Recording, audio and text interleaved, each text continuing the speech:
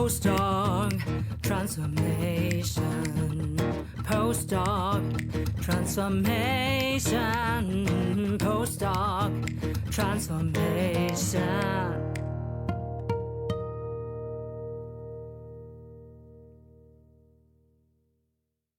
Invest in your postdoc transformation. Welcome to the seasonal show for scientists leaping into business. In every sponsored episode, we are happy to recommend employers of choice for you. Make sure to check your readiness to leap out of science with us for free, as linked in the show notes. For your career transition, we offer customized career transition e-courses and memberships also at graduate schools all over the world. Maybe yours too. And if your university isn't yet our customer, enroll in your free email course for career transition made simple, as linked in the show notes. I'm your host, Professor Dr. Eleonore Soei-Winkels, with my team who is rooting for you. And let's build your postdoc transformation with this episode. If you are a postdoc transformer with people leadership aspirations, you are in for a treat. In this Postdoc Transformation Show episode, I have the honor to interview one of my role models, Dr. Tina Persson. And she is a global executive coach helping senior leaders, C-level executives, and high potential leaders to achieve their goals. She is also a sought-after speaker at international venues, and she'll talk about that later, for her expert leadership and team coaching. She is also adept at empowering researchers to pave their way to a smooth transition from the academic world to a fulfilling business-driven career. And this is why she really is a role model for many of us. But she has already moved on. She is not only the creator of two podcasts, the PhD Career Coaching Podcast and also the PhD Career Stories, which are linked in the show notes, but she's also now doing something else, and that is really inspirational for all of us. So I believe that she'll be talking about also future skills and adaptability. So without further ado, welcome to the stage, welcome to the Postdoc Transformation Show, Dr. Tina Persson. Thank you so much for this absolutely wonderful introduction. I feel really, really flattered here by you, Eleanor. And thank you also for sharing with me that I'm sort of a role model. That was very, very lovely of you. And of course, it warms my heart because 15 years ago, then I transitioned from assistant professor to the corporate world. And it was far beyond an easy transition at the time being. I indeed went from assistant professor to a recruiter and headhunter. And I believe I was one of the first PhDs in my country, in Sweden, doing that sort of pivoting, fairly steep pivoting, because it is indeed a transformation of 180 degrees, going from academia, governmental, and to the corporate, business-oriented. It's basically selling people.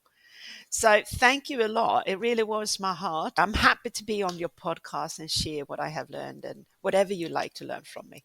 Thank you. Absolutely, our pleasure. So I want to ask you about leadership. For an individual with big ambitions, good leadership is key to succeed in an organization. So would you agree that leadership begins with the individual and then invites the people, or is there another way to look at it? What do you think? Leadership must start with yourself. It's very difficult to lead people if you don't know how to lead yourself. I would put it this way, that what we're trying, if you now talk and focus a bit on the academic environment, what you're training in academia is a lot working with your own project. Then we cross-collaborate internationally, but we're still very focused on our own job, because in the end, we need to publish. We need to create these results that is good for my individualistic career. And you're also trying a lot of technical skills. So you measure yourself by the amount of articles that you publish. And we sort of in academia define ourselves with the amount of articles and citation. And then we show off on the stage. Yeah. Then you go to the other side. And I usually tell my clients that you can have the best technical skills in the world. If you are not a people person, in the sense that people like to work with you, that people don't refer you, and they don't want to have you in the team, and you can't communicate efficiently, which I call feedback or take feedback with your manager. you will not be successful. And it's very difficult in that situation to lead other people. So yes, you need to develop very quickly some sort of people skill and self-awareness. And to that, and I will come back to that, I will define it with three things. We have an IQ defining our ability. Then we have emotional intelligence, our ability to build social relationships, how social we are, and then how we manage. When I'm stressed, when I'm irritated, when I have, let's say, I'm not very resilient, how I react to negative emotions and setbacks. That's part of resilience. And that is part of emotional intelligence. This you need to develop. But now, in this very fast changing world driven by AI, organizations, they change so fast. So now you also need to develop your AQ, which is adaptability. And we can come closer into what is adaptability. So yeah, a postdoc, a person that's trained in academia, need to put on more levels and technical skills to be successful. Whether that is to become a future leader, manager, because leader and management goes hand in hand, or career pivoting for growing in your career.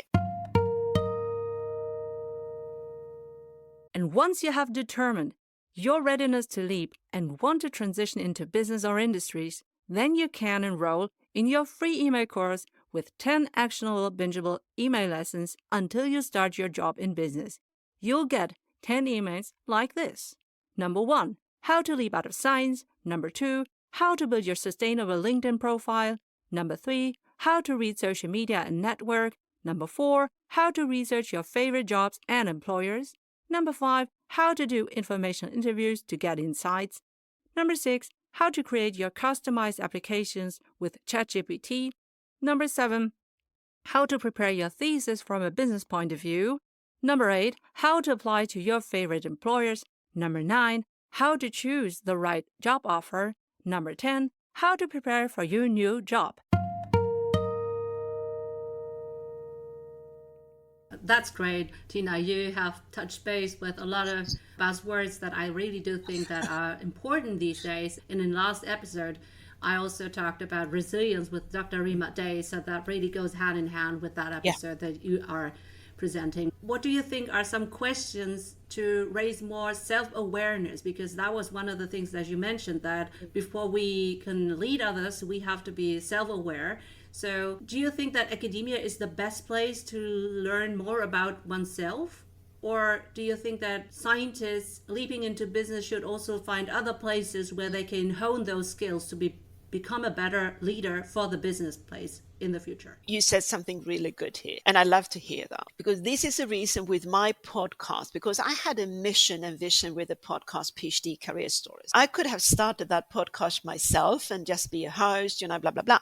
But I wanted to have a team. And the idea behind having a volunteering team was that they train team building. In this team, they are introduced to different sort of communication tools, how to store things, how to work, how to communicate, how to support each other, work as a team, which means the team is one unit and they take collective responsibility over producing the podcast. And I am not involved. A group is individuals working together, but they don't take collective responsibility. And to transform this with the team took 1 to 2 years, because in the beginning, they individually came to me and asked for help. And I always said, don't come to me, ask the team. So yes, I would say, if you are sitting in academia today, I don't believe the academic environment is the best place to train self-awareness, because it's not important there. And now I'm going to say something that you can read. And I talked with a professor about this, and we actually had a lot of fun, because I can reflect back on myself. I can take myself as a very good example. I will storytell a little bit about it. But if you can be in academia, you read a lot of books about leadership. You read a lot of books about emotional intelligence. You know everything, but that's procrastination. You know the theory, but you don't apply it to yourself. Because in order to apply it, you have to be in an environment where you actually can train. So you can't just read and then you understand. It gives us some sort of awareness of that, what it is really on a theoretical level, but you have to start to apply it. And I just say following that when I worked in academia, I was sort of a different person from what I am today, because I was in my stress sort of Tina. I was a stressed Tina. So I was like, always reacting, very reactive behavior, defending my opinions. And I couldn't really take in other people's opinions. And I was frustrated and a little bit angry. And I was reading a lot of books, but I didn't change because I needed tough feedback from industry, from managers and leaders in industry, telling me that, Tina, you are not very nice to work with. And honestly, the colleagues are complaining here because you are sitting isolated. You need to learn to communicate. And do you know what? I'm going to share something very embarrassing here now. When the manager told me that you need to communicate better, I didn't understand because I thought I was communicating, because I was communicating as in academia. But in the corporate, communicating is giving and taking and asking for help. Actually, spontaneously take charge and responsibility over things and discuss with the people, is this something you're interested in? So I actually work on things that the team has agreed on is important. But I didn't understand because I was so individualistic. So I couldn't see the bigger picture of where I am in the organization, my role as a professional in the organization. And that is part of emotional intelligence, to understand that. And this is what happened when I get clients and they have got the first job in the corporate. And then they call me and say, Tina, something wrong with this job. I don't know. Yeah. And I listen carefully and I say, yeah, right. Now they are in this moment. We need to develop self-awareness that it's up to them to change. And that's a hard lesson to take. But the good thing is it's coachable. You can train it if you're open-minded and if you are coachable. Yeah. And you need to be coachable. And to be coachable, Eleanor, means you must be able to take feedback from your coach. You must be able to listen to me when I say and I give you, do you know what? Instead of defending yourself. You need to be open like that. Aha! That's the moment you start to grow. So, long story short, leadership in academia is vastly different from self-awareness training in industry. That was a beautiful answer in helping us understand the situation that a scientist fresh from university may face, because one could think that people in academia are the same in business, but they are more diverse, right?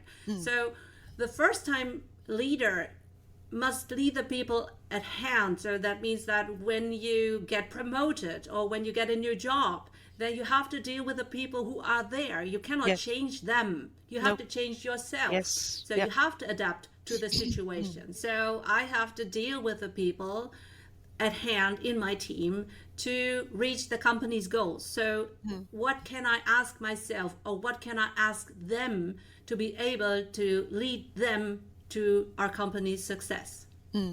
I think, we can step back a little bit and say that for scientific people going direct from academia to, it's very rare they get a leading position immediately. The leading position they usually get is responsibility over projects. Yeah. And this is, when I check big companies, they know that.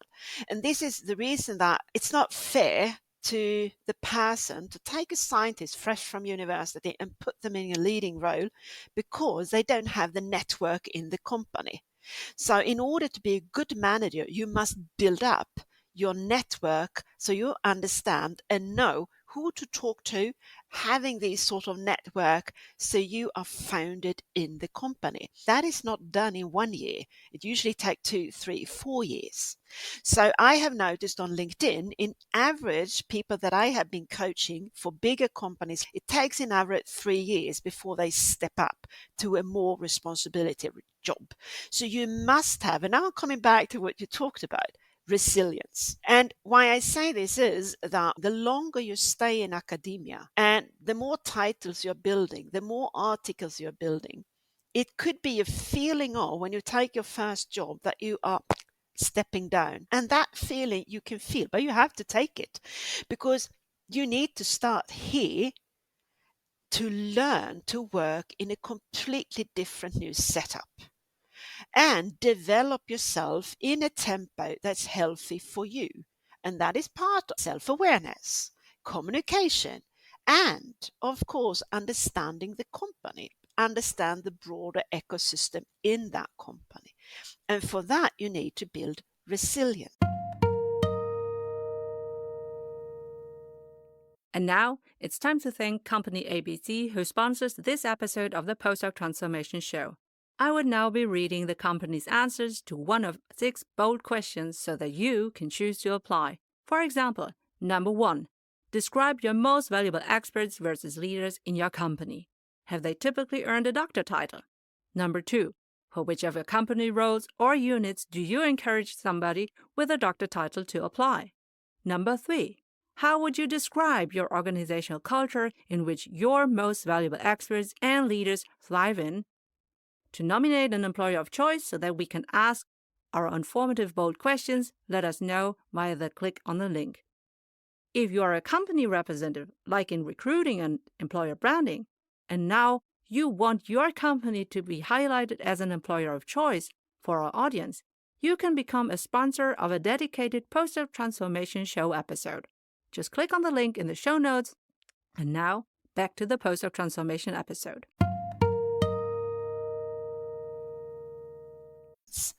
So, storytelling. Big mistake. Yeah, and then I tell you what you should do. But I had numerous of clients, they come to me and say, I went to my manager and I told my manager I was bored in the job and I wanted something else. And I said, okay, how long have you been in the company? 6 months to a year, maybe 2 years. And I said, that's too short time. So if you are bored, you should instead communicate with your manager how you can orient yourself in the company and what positions in the future might be relevant for you. Meanwhile, you still deliver. So you build relationships. So the focus should not be on your technical advancement. It should be on building relationships in the company. So you actually learn self-awareness, learn the relationship building part, emotional intelligence, adaptability. So you develop that, building a network, and that should occupy you for the next, so that you are a logical choice when the time comes. They are looking for a person in a new position. Everyone says, we have this Eleonore. She's really nice. She's on the meetings. She's very constructive. She's done a good job. She's ready to take the step. So be that guy, the good to go guy that people have in mind when they recruit you internally. But for that, you need a lot of resilience and strategy, a bit of politics. And did you know that we offer deep dive e-course workshops and memberships at graduate schools, maybe also at yours in the future? Ask your graduate school coordinator whether they want to book my services so that I can deliver them to you 24/7, 365 on your mobile device. And even better, if you get us paid by your grad school, we will pay you 50% recurring sales commissions.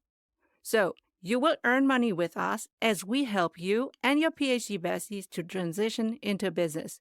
We can build a postdoc transformation together. Woohoo! Right. May I also insert something, because that is something that I would love to use in my lectures, because I'm teaching also industrial and occupational psychology. I'm a psychologist. And what I always teach my bachelor and master students, I want them to understand the supply chain within a company. Yeah. For job rotation, job enrichment, job enlargement, Yes. everything. Yes. So they should understand their position and then what they Yeah. can do to improve the contributions of themselves as a team lead, as a team member, of the whatever they are doing, but to understand the bigger picture and to strategize and to also prepare and position oneself for a better position within the career ladder Yes. upwards. Yeah. And that means job crafting. So Job that's the crafting. term that hopefully my students will recognize when they listen to this. It is job crafting, okay? It's job crafting, yeah. And you need to be smart. And some people are very good in job crafting. But coming back, I forgot I deviated from another question. That was, to learn to work with adaptability or work with a team or creating a team is to lose control.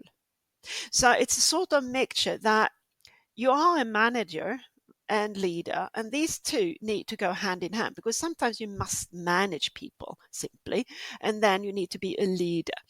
And to give team responsibility so they take a collective responsibility means you must allow your team to have psychological safety, they must have trust, and they must be able to fail without you then being completely angry at them or punishing them. And this is not done in a week, it's not done in half a year. It's a process where the team feel and they are building sort of a dynamic within themselves, so they take collective responsibility. So you basically can a little bit start to manage the team, and you as a leader work for the team. And that's a big difference from being only a manager. And this is very difficult to express when it happens, but this is the reason why some teams works much better than other teams. So a team that is very adaptable compared to a team that is not very adaptable.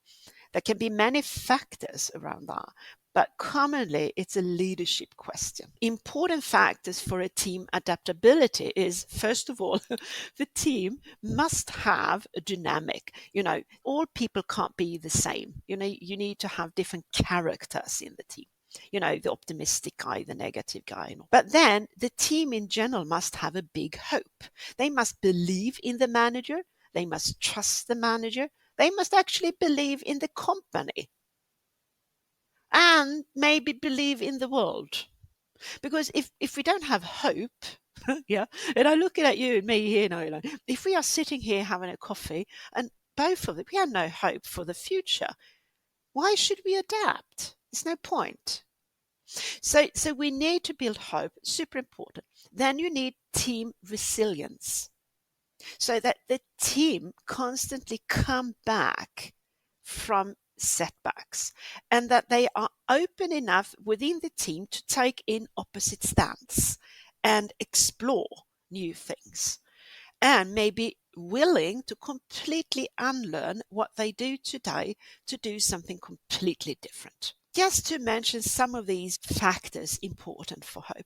Then, of course, a team needs an environment, that company support, or how is the stress level? And we will not talk about mental health, but if you are stressed, it's blah, blah, blah, which I was last evening. And what do I do when I'm stressed? I send an email to the wrong professor because, I'm clicking and and I screwed it up. Because I'm too stressed, I'm not very constructive, I'm not very creative.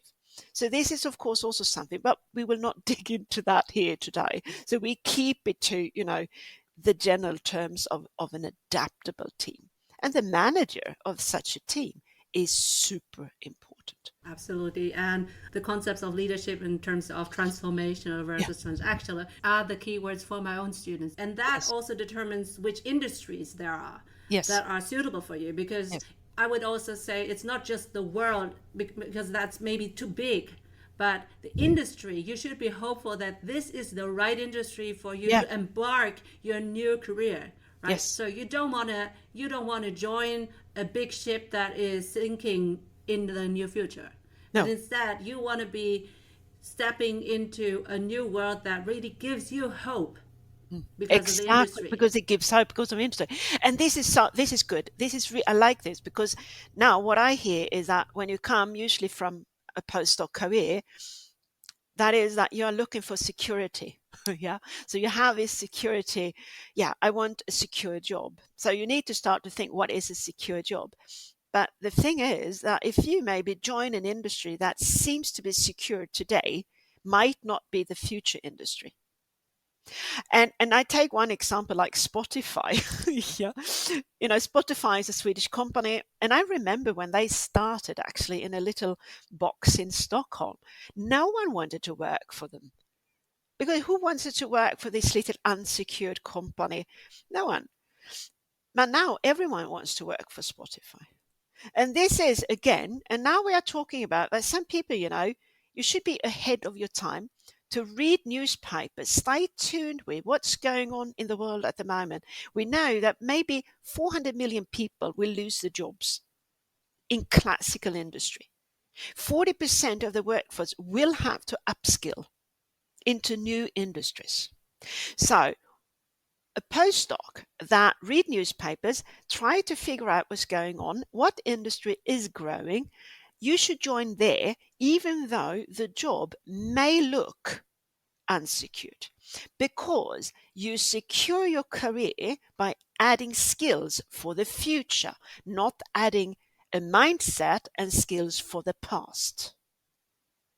And unfortunately, when you have that security in yourself, you go for the last. You go for the secured past job because you think that's a safe way. And I can do what I call a cliffhanger. I'm hanging on to the past instead of looking, wow, I joined that team. Weird people, because in the next 2 years, there might be 100 people. And that, when you took that job, your career will be boom, straight up.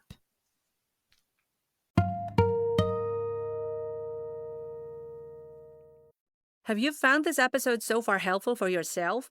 Well, maybe you can subscribe on YouTube, Spotify, Apple Podcasts, Podbean, or wherever you get our show.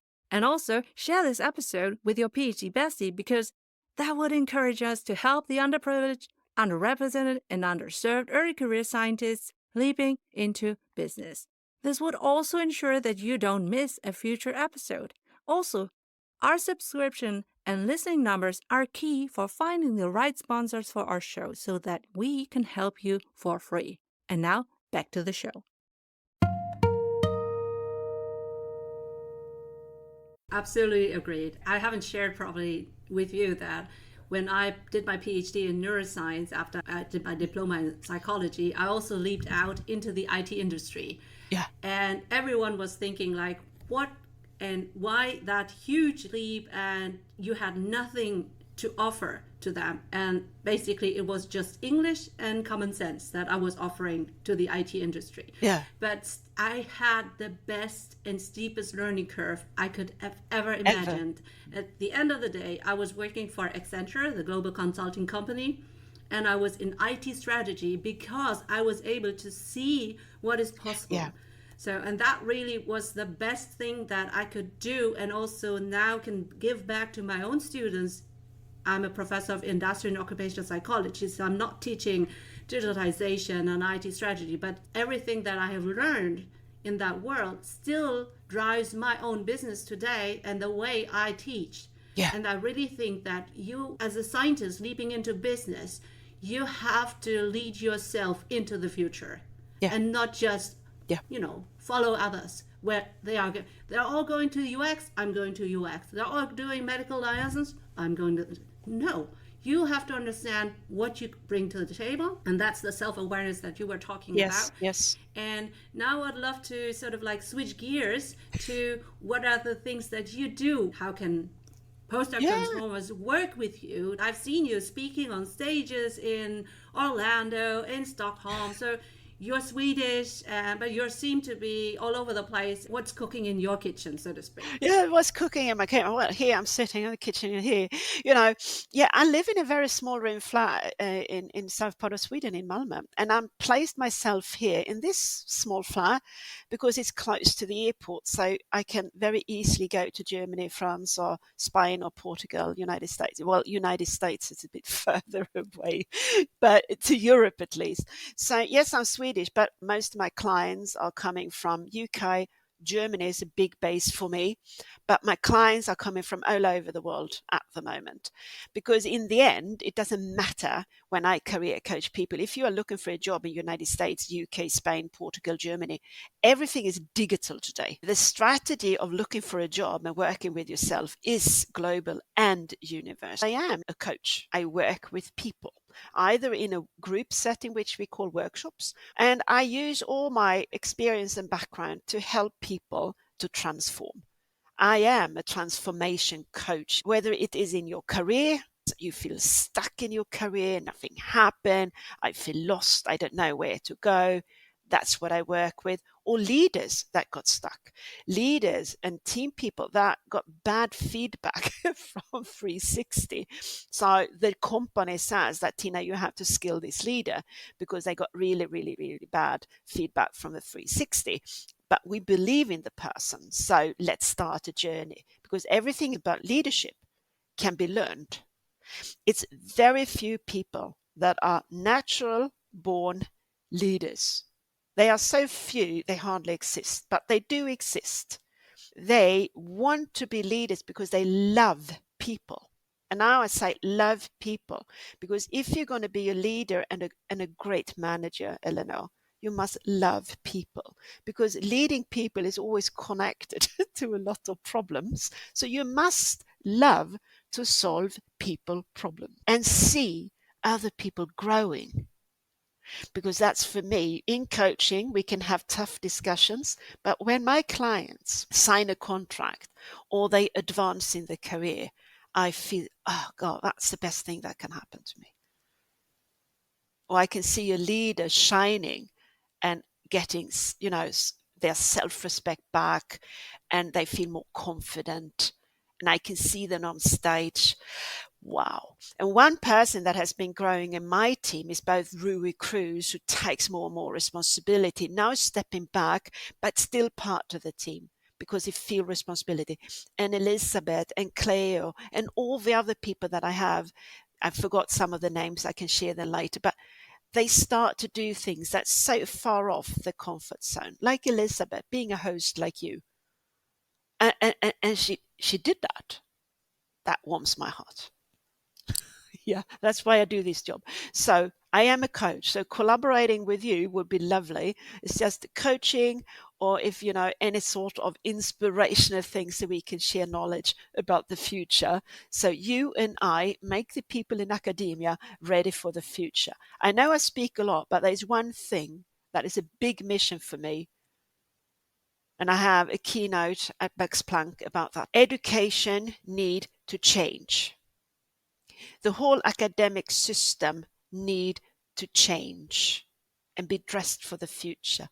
I don't know how yet, but it needs to be done, because it can't be, if I had children, send my children to university.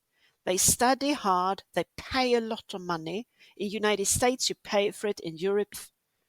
And then when they leave, they have mental health issues and they are not attractive on the market. Can't be. If I had children, Eleanor, I wouldn't advise them to do a PhD today. If they want to, I would, of course, support them, but I wouldn't advise them. I would tell them to go straight to industry, and then they could take courses and upskill by using digital Yale and Rockefeller MIT courses while they are working. Totally agreed. I do have two children, and I already said that once my eldest is old enough, I will teach her everything I know. She doesn't have to do a PhD unless she wants to become a professor, which is why. I Why? mean, why? A Why? Yeah, huge why? why. And if so, how? I mean, it's like, that's a rabbit hole you don't want to send your own child to. You and I have been through that. I don't want either of them, him as well, to have this heartbreak. And I absolutely agree that we need change in education. And that is not just in Germany. Many leaders, the managing directors that I'm interviewing in the future of work of industry XYZ, they don't think that a PhD is needed. No. For the kind of jobs that they have at hand to lead their industry, their company, whatever, into the future.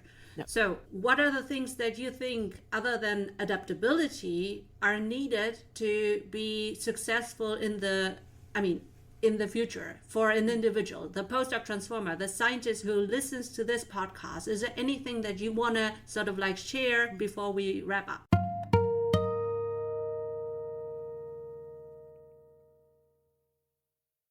From episode 1 and counting, I have proudly hosted all our Postdoc Transformation Show episodes on Podbean. As a former IT strategy consultant, I have high requirements on my tech stack, and Podbean is my perfect fit for a podcast host. If you want to create your own individual podcast or one for, internal upskilling and communications within a company, DM or email me Podbean so I can share my experience and consult you. You can also use my affiliate links for perks launching your own podcast with Podbean. I built my postdoc transformation as a digital business, and I chose ActiveCampaign to be the centerpiece of all my services like email course, podcast newsletter, show notes, website, sales page, merch shop, forms, whatever it is. As needed, ActiveCampaign is a must-have recommendation. I use it daily. If you want to create your own digital business with various lead magnets and funnel options, DM or email me ActiveCampaign so I can share my experience and consult you. You can also use my affiliate links for perks launching your own digital business.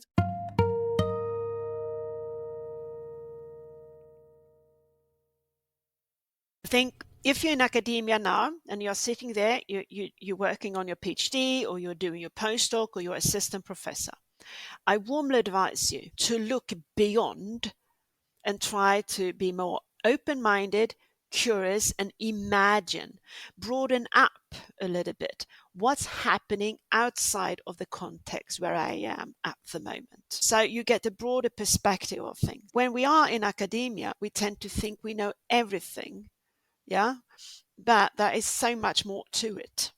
So this is the advice I would give for any PhD and postdoc. Try to look beyond. And it includes being curious, reading articles that maybe doesn't really apply to you yet. Read newspapers, listen to TED Talks, listen to other people, what they have done in their careers, and lift your eyes beyond the horizon. That's my advice. And the second advice is work with yourself.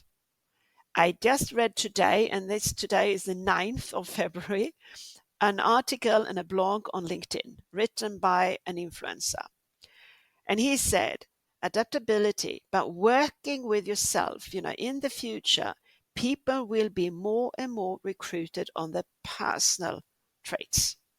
Because in the end, you can be really good and have the best technical tools. But if you're not the person people like to work with, you're going to make your career very, very tough.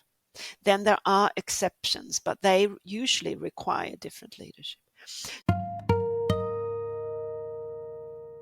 Hey, postdoc transformer, are you curious to ask professors, principal investigators, visiting scientists, postdocs, PhD students, and candidates some in-depth life and career guiding questions? But it feels cringe, so you end up not asking?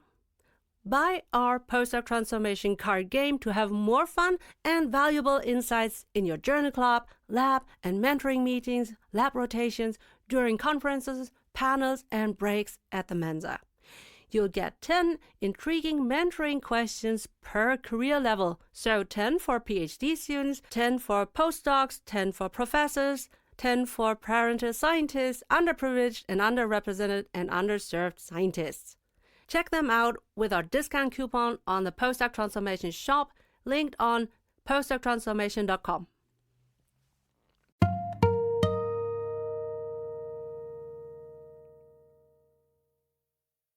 This a third and last one is, and this is I say because I coach so many people that are PhDs and postdocs still do that. That is, you have to make up your mind. If you decide to go for a professorship, you have to focus on that, because there's so few that are going to succeed to be a professor. So you must stay focused. If you don't go for full professorship, you must focus on leaving. Don't try to do both. It doesn't work. You will just be like a boat on the ocean without a sail. You will circle around on the ocean and gup around, and you will feel after 5-6 years very, very, very confused. That's my advice. Thank you so much. And the buzzword for my own student is oscillation. Okay, so living oscillation. This is really not a great state of mind to be oscillating between two options. So make up your mind and focus on that 100%, because I totally agree.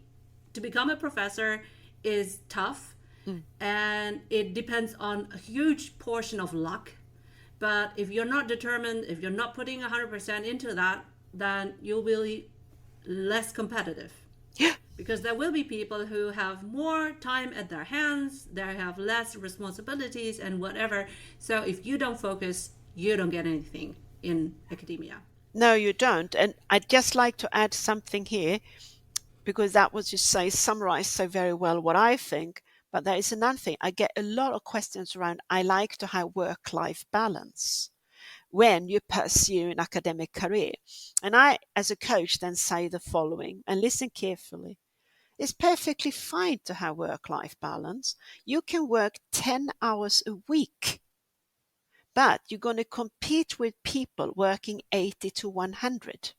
So, Dr. Tina Persson, I already said that you have your own podcast, which I absolutely recommend to all my listeners. And which one of the episodes is the most controversial or most inspiring, or what can you recommend listening to right away once we have finished this episode? There is one that I really love, and that's because it's a former client of mine. Her name is Gry Vesta. She was a lecturer in London, and her transformation took a while, and she's sharing very openly about her transformation, that it wasn't always very easy. But that is one of my favorite podcasts from that sense, that it really shows how much work she put in to change her mindset. And she's very open about that. That is why I always recommend that specific podcast with my clients. Perfect. And we'll make sure to link to that episode in your show notes. Yeah. That's wonderful. And for anyone interested in adaptability, I have a newsletter on LinkedIn.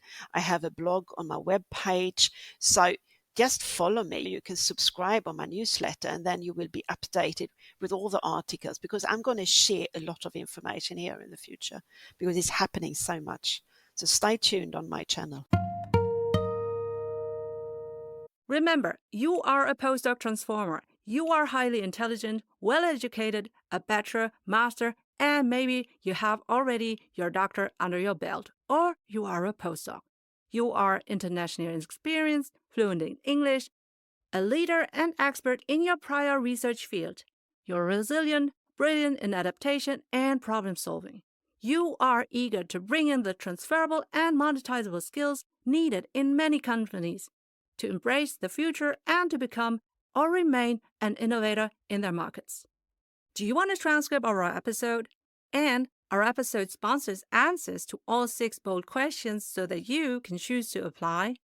Do you want to nominate your potential employer of choice so that we can ask them our bold questions?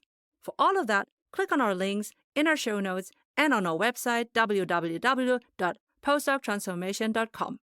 Remember to check your readiness to leap out of science and to enroll in our free email course, Career Transition Made Simple. Thanks for your attention. I'm Professor Dr. Eleonore Soei-Winkels, the host of your seasonal Postdoc Transformation Show. Postdoc Transformation.